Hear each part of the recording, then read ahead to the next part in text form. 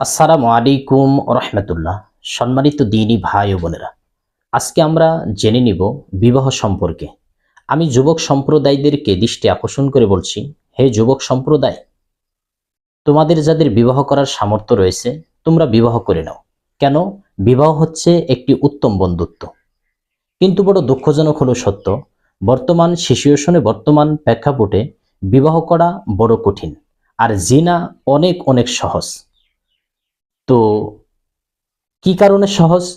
একজন যুবক যুবতী অন্যায়ভাবে তারা পার্কে দৌড়াদৌড়ি করবে, এতে করে দূষণীয় নয়। একজন যুবক যুবতী তারা অন্যায়ভাবে দিনরাত 24 ঘন্টা ফোনে কথা বলবে, অবৈধভাবে তারা প্রেম প্রীতির সাথে মগ্ন থাকবে, এতে করে কোনো দূষণীয় নয়।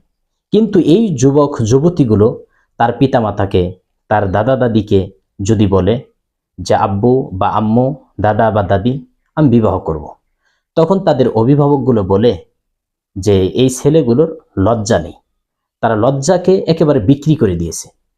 কিন্তু যেই সময় ওই ছেলেরা লগ্ন অর্ধলগ্ন ভাবে রাস্তা দিয়ে বেগানা নারীকে নিয়ে ঘোরাফেরা করতেছে, তখন তো আপনার কোনো মাথা নষ্ট হয় না, তখন তো আপনি নিষেধ করেন না। যেই সময় দিনরাত 24 ঘন্টায় পাশের রুমে শুয়ে তারা প্রেম প্রীতি মগ্ন রয়েছে, তারা ফোনে কথা বলতেছে, তখন তো আপনি নিষেধ করেন না। কিন্তু ওই যুবক যুবতী যখন আপনাকে বলল যে বাবা বিবাহ করতে হবে, তখন আপনি বললেন যে এই ছেলেটার লজ্জা নেই, এই মেয়েটার লজ্জা নেই। আল্লাহ রসুল সাল্লাল্লাহু আলাইহি ওয়াসাল্লাম যুবক সম্প্রদায়দেরকে লক্ষ্য করে সহিহ বুখারীর 5066 নম্বর হাদিসের মধ্যে ঘোষণা করলেন যে ইয়া মাশারাশ শাবাব মান ইসতাতা মিনকুমুল বা ফালইয়াতাজাওয়াজ। আল্লাহ রসুল সাল্লাল্লাহু আলাইহি ওয়াসাল্লাম যুবক সম্প্রদায়দেরকে লক্ষ্য করে বললেন, হে যুবক সম্প্রদায়, তোমাদের যাদের বিবাহ করার সামর্থ্য রয়েছে তোমরা বিবাহ করে নাও। এখানে বা শব্দের অর্থ দুইটি ব্যবহার করেছেন। একটি হচ্ছে তোমাদের যাদের আর্থিকভাবে সামর্থ্য রয়েছে, 2 নাম্বার হচ্ছে তোমাদের যাদের শারীরিকভাবে সামর্থ্য রয়েছে। যারা আর্থিক এবং শারীরিকভাবে সামর্থ্য রাখে, ফালইয়াতাজাওয়াজ, সে যেন অবশ্যই বিবাহ করে। এটা হচ্ছে আমরের শিকা, আদেশ সূচক বাক্য। তাহলে যে সমস্ত যুবক যুবতীদের সামর্থ্য থাকবে শারীরিক এবং আর্থিকভাবে, তারা যেন অবশ্যই বিবাহ করে। বিবাহ করলে লাভ কি হবে? বিবাহ করলে লাভ হচ্ছে, আল্লাহ রসুল সাল্লাল্লাহু আলাইহি ওয়াসাল্লাম বললেন যে তাদের দৃষ্টি সংযত হবে, তাদের লজ্জাস্থানের হেফাজত হবে।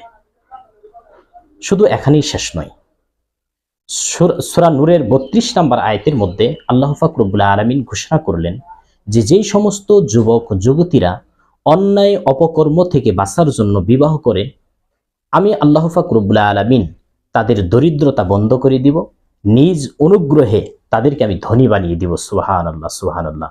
তাহলে হে যুবক তরুণ বন্ধু, তোমাদের যদি সামর্থ্য থাকে তোমরা বিবাহ করে নাও। তোমরা অন্যায় অপকর্মের সাথে জড়িত হও না, তোমরা জিনা করো না, তোমরা প্রেম প্রীতি করো না। আমি তোমাদেরকে একেবারে হাত জোর করে বলছি, অনুরোধ করে বলছি, তোমরা বিবাহ বন্ধনে আবদ্ধ হয়ে যাও। কেন? বিবাহ হচ্ছে একটি উত্তম বন্ধুত্ব। আর সহিহ বুখারীর যে হাদিসটা আমি বলছিলাম, 5066 নম্বর হাদিস, এই হাদিসের শেষের বাক্যে আল্লাহ রসুল সাল্লাল্লাহু আলাইহি ওয়াসাল্লাম ঘোষণা করলেন যে ওয়াইল্লাম ইস্তাতে, আর যদি তোমাদের বিবাহ করার একান্ত সামর্থ্য না থাকে, আর্থিক এবং শারীরিক কোনোটাই নাই, যদি তোমাদের সামর্থ্য না থাকে, তাহলে ফাআলাইহি বিসসাওম, তোমরা সিয়াম পালন করো। তোমাদের যৌবনকে নিবারণ করার জন্য, তোমাদের যৌবনকে নিবারণ করার জন্য তোমরা বেশি বেশি সিয়াম পালন করো, যেন তোমাদের দ্বারা জিনা না হয়, যেন তোমাদের দ্বারা পাপ না হয়, যেন তোমাদের দ্বারা অন্যায় অপকর্ম না হয়।